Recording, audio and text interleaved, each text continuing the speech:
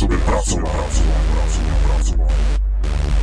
Nevím čím začít, co na první místo se hodí. Že je vše v piči při pohledu na svět a lidi. Zajímalo by mě, kam až to dosáhne. Za pár let co bude, jak moc to spadne. Bezděláci na hajzlech obchodu si honí čuráky. Ve vchodě na schodech najdeš střeleci feťáky. Samé zlé stránky, hnusná doba. Drží mě jen skánky a k ním hudba. Nedá se skoro sledovat to, co se tady děje.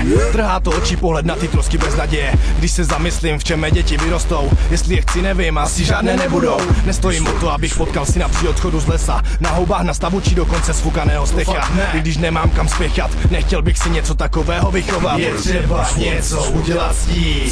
Co? To já teda nevím. Rok 2012, konec světa. Jenom když chcem to tak nechat. Změn chtělo by to moc, ale k lepšímu to nevede. Ale už to asi vážně nebude. Když poslouchám to, že je tu zas nějaký pedofil, co malého kluka sflekl a malou holku znásilnil. Mně se dostat pod ruce dalšího dne se nedožije. Zažil by muka skurvenec, ať se mi neukazuje, jak někdo takový může se vůbec narodit. Oběsit, zastřelit nebo krutě ho mučit. Neměl bych soucit se s mrdama jako je on, ale přijde na něho řada, to bude on. Když dostane se do basy, tak má postaráno. Odsouzení taťkovému tam udělají přímo peklo. Peklo je celý život, když se sám nepostaráš o to, aby ses měl líp, než to všude vypadá. Jaký si to uděláš, takový to máš. Tohle platí, je to jen na nás. Je třeba něco udělat s tím. Co? To já teda nevím. Rok 2012, konec světa. Jenom když chcem to tak nechat. Jestli to takhle půjde dál, děti v 10 budou šňupat. Nebudou na to mít prachy, tak začnou krást. Začnou v týpách přepadat lidi jak v Anglii. Budou dělat početné dětské gangy. Naběhne 10 malých kluků, těžko se jim ubránit. Vezmou prachy, mobil, peněženku, vykradou byt. Nikdo neví, co bude, ale nevypadá to dobře. Když děje se, co se děje, aby nebylo pozdě. V předlešlých generacích bylo vše jinak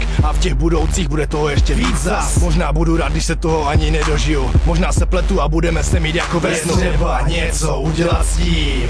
Co? To já teda nevím. Rok 2012, konec světa. Jenom když chcem to tak nechat.